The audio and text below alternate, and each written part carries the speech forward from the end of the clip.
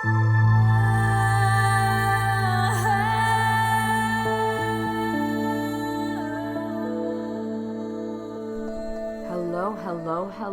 and welcome to Rainbows Rising, where we ascend together. I'm your host, Rainbow Raaja, and this month we are going to be exploring inner child wounds. We are going to be playing with your inner child. We're going to be giving them the love and attention that they deserve. Now, our inner child is literally our childlike self from when we were, kids. It's that adventurous, that fearless, that creative little spirit that you had before the heaviness and density of the world. You suppressed all of your ambition to create that rocket ship that was going to take you to the moon, right?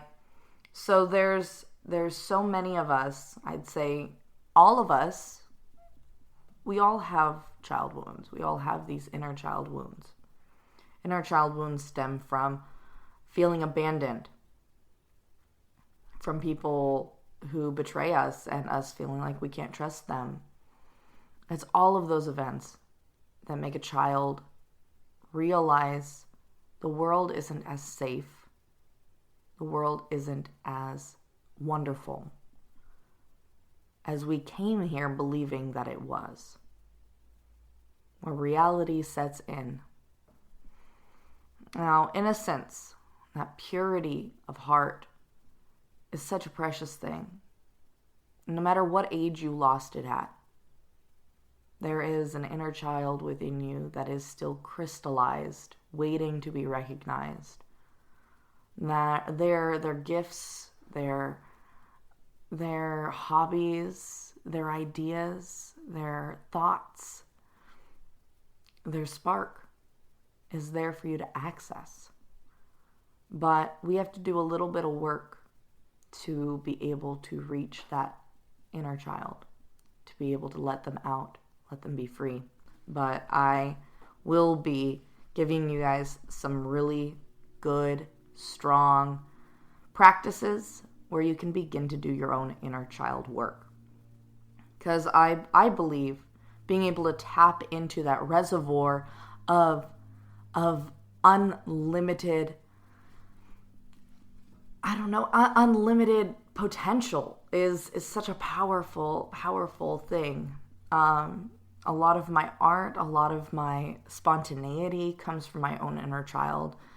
She's so feisty, she's reckless, which did not do so well in my teens. But, I love my inner child, and she needs some nurturing. She needs to feel like, like somebody wants to play with her, somebody wants to give her some time.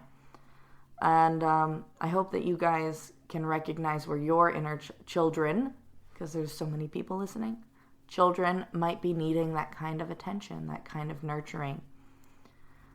So I'm just going to ask you guys all just to take a moment. Close your eyes. If you're able to, don't do that if you're driving. But take a moment, think back, and just grab the first memory you can as a child. Like, what's the first memory you can remember? Just one. Just grab it as it flies through. So my first memory is I'm sitting in this tree. I'd climb the tree. I used to hang out in this tree, and I would watch the traffic, and I'd talk to the birds, and I had a bunch of fairy friends I would hang out with, and this little tree was this was my safe haven, right? And that memory gives me so much information about the kind of inner child, the kind of spirit that I had. I was close to nature. I really loved mythical creatures and I used my imagination to the fullest. I liked kind of a slow pace because I was sitting in a tree just relaxing and watching the traffic. I would spend all day in that tree. So for me, it was being in nature, being able to connect to the world around me and the the other dimensional planes. At the time, I thought it was just my imagination, so we'll go with imagination, right? So what's your memory? What are you guys coming up with? Try and dissect that memory so you can get some information about your inner child, right? What's another memory? Well, another memory I have is I used to create these little like forts and playhouses, and I'd have all these secret bases. They were really cool. Some of them were even like kind of underneath people's houses. Not the best place to hide, but nobody could find me, and it was super secret. And it was cool. It was super cool. I just was climbing over fences, climbing up and down of things. I was a really active kid. I was so adventurous and definitely fearless, and I wanted to create a world that was beyond the world that I was in. So, where did your inner child get stifled? Now, I can tell you when my inner child was getting stifled, my parents thought I had a very active imagination. Oh, Rainbow, there is no such thing as fairies. There is no such thing as werewolves. They didn't start that way. Of course, my parents waited until I was, 10 or so to start saying that. But it was always, you have an overactive imagination. Sometimes it was a good thing. Sometimes they go, wow, you invented this? You created this by yourself? Yeah, I did. Well, that's so neat. Other times it was, the ghost in my room would do something and my parents didn't believe me. So that stifled me. I felt unheard. I felt misunderstood. I felt blamed for things that were not my fault. So, where was your inner child stifled? Think of some instances. Think of some memories.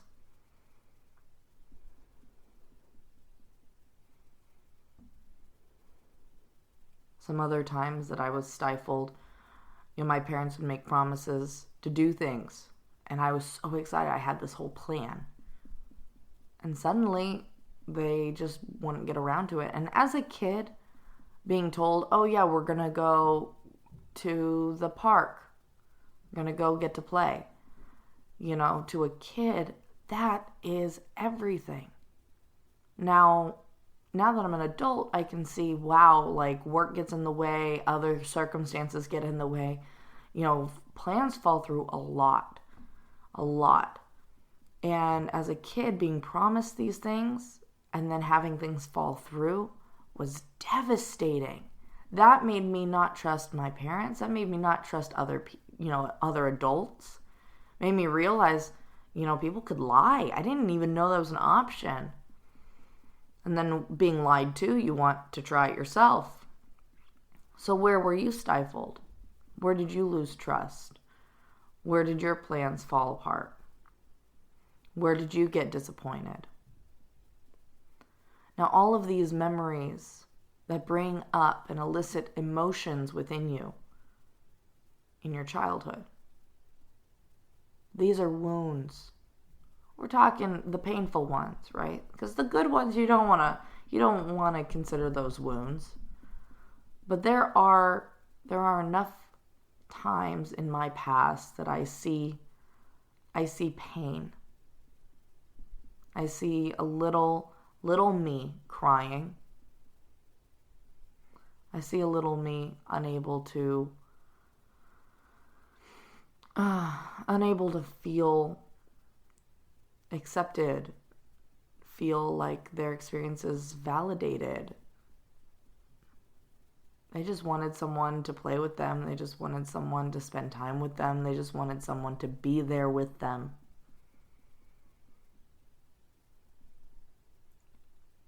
These moments of pain, these moments where you really recognize your inner child lost a little bit of innocence.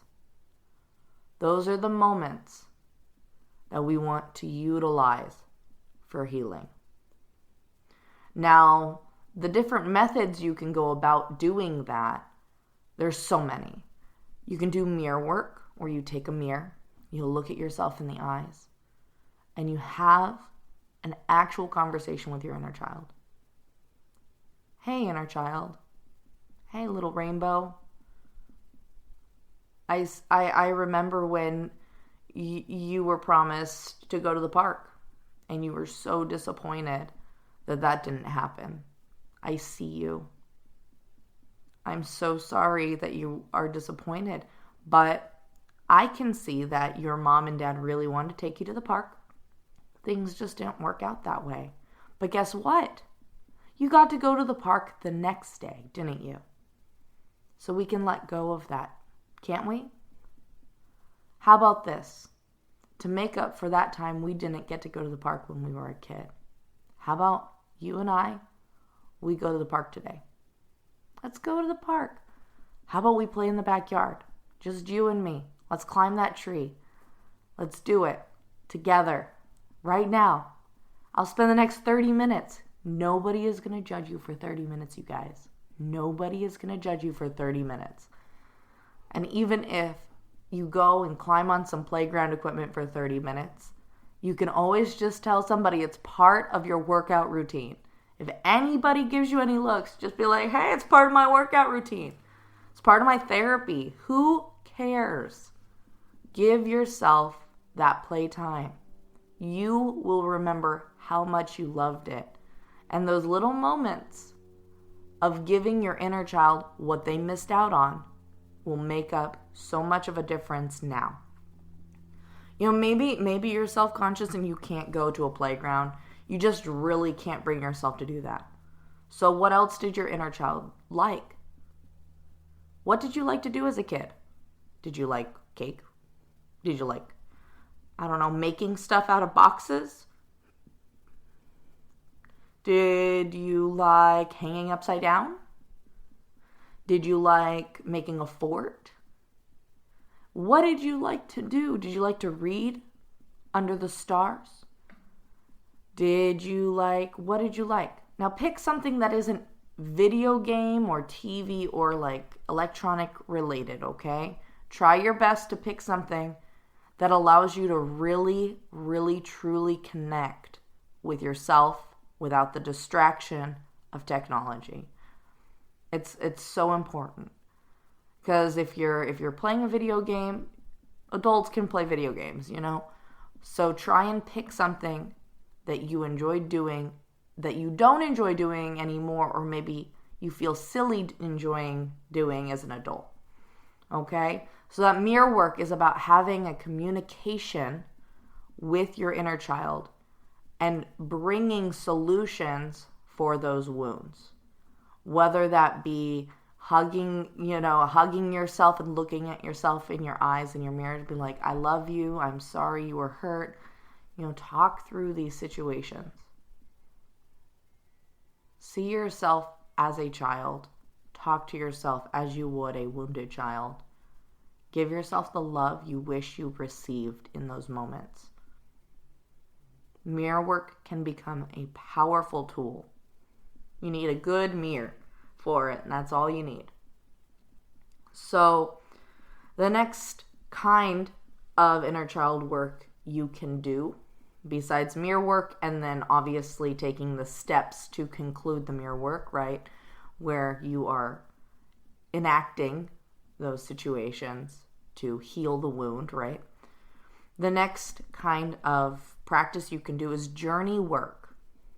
That's listening to guided meditations. That's drumming yourself into a journey or listening to a drum track into a journey with the intention to meet your inner child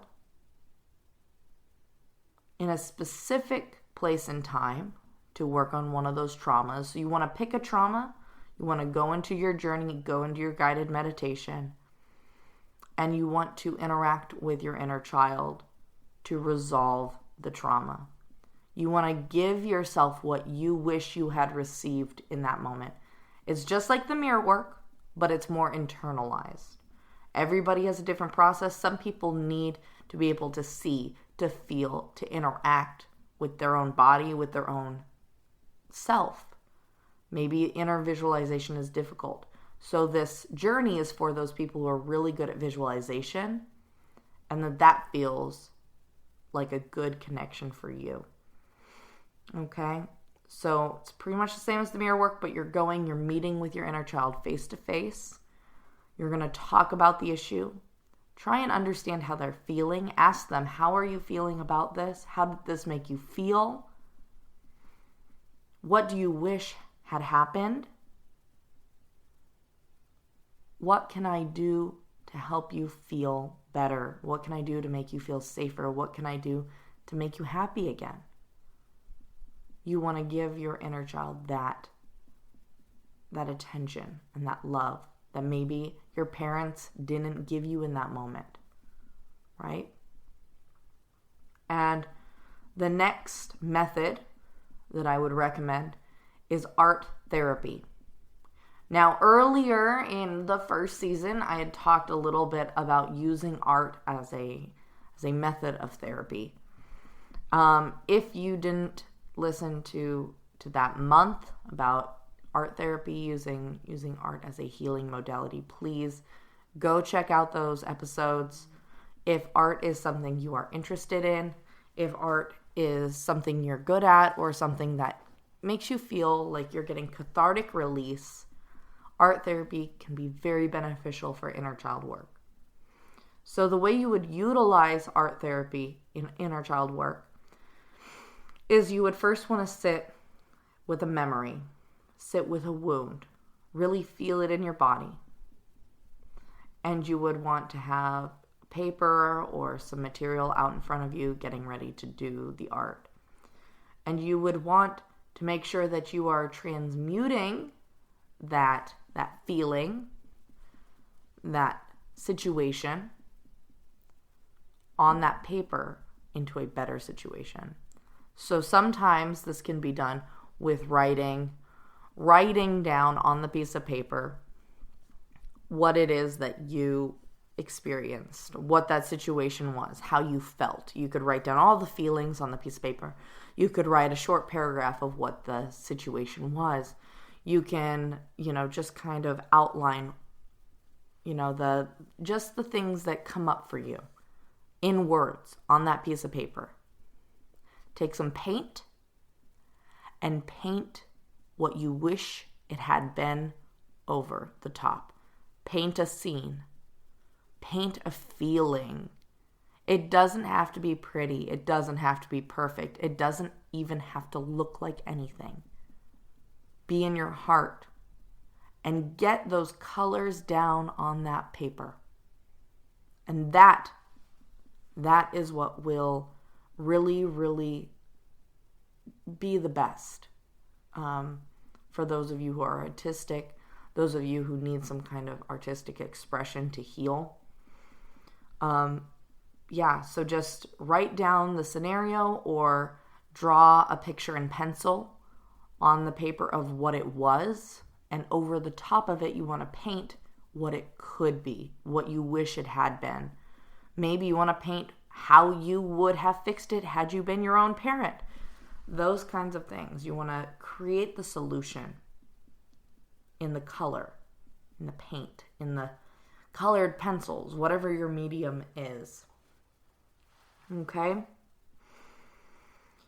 So once again, just to recap, we have the very first step is mirror work. You could do mirror work. It's super easy. You talk to yourself. You talk to your inner child. You can work through all those issues by having just a normal conversation with your inner child. The second one is doing an inner journey where you're actually journeying to your inner child, interacting, playing with them, getting the cathartic release that way. And the last one is art therapy, utilizing your expression, whether You guys can even expand on that by doing it as like a dance or doing it as, a craft. But the goal is to focus on those painful memories and find a way to transform them into what you wish you had received in that moment. And just because you're doing it with one memory doesn't mean you're done. Remember, we have many memories from our past. So when you're doing inner child work, make sure that you are continuing to do the work. You don't just do it once and go, okay, I've done inner child work, I'm all done. Yay, I've healed my inner child. No. No. You have so much more work to do. Please do this whenever you notice a trigger come up. Oh, wow, I got super triggered there. I wonder why. Let's do some work, right? All right. So those are some tools for you guys to work with this month because we're all ascending together. Please remember to try some of these practices. Apply them as things come up in your month because we all get triggered. We all have situations that arise where these practices can be of use. So be mindful. Recognize where your inner child would really love to play. When do you say no? When are you like, oh man, I really want to go do that, but I can't because it would be silly? Let your inner child out. Let them play. Let them roam. And just say no to the critic. Your inner child never cared when you were a kid. It's only when your parents go, oh my gosh, why are you doing that? That's so embarrassing. Don't shame your inner child. Go run, be free. All right? All right. Well, we have a very exciting month planned with lots of playing for your inner child. We are going to have Jackie Delamar, an inner child healing specialist, on the very end of the month to talk more about this topic in depth. And she is going to be giving you guys an inner child healing. So please join me the last week of the month for that very special episode. I am so excited and grateful to have you all present and to have you all ascending together. Have a good day, guys. Bye.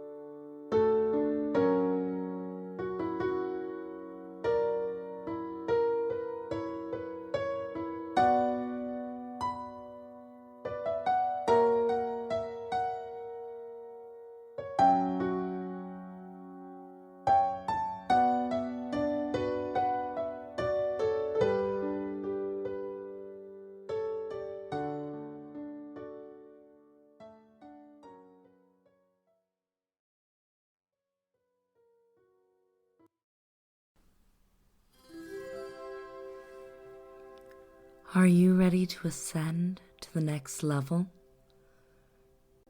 This is Rainbow Raaja, your spirit guide calling. Please be sure to keep all arms and legs inside your vessel at all times. I'm just here to remind you to take some time today. Support Rainbow's Rising podcast. Go. Join the Discord community.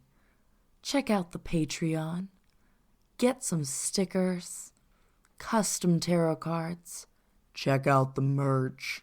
The merch. You know you want to. Go connect with Rainbow Raaja. Maybe even get a session. Who knows? Your support helps make this show possible. And she loves to support you. Help support her too. Once again, this is Rainbow Raaja, your spirit guide, guiding you to your ascension.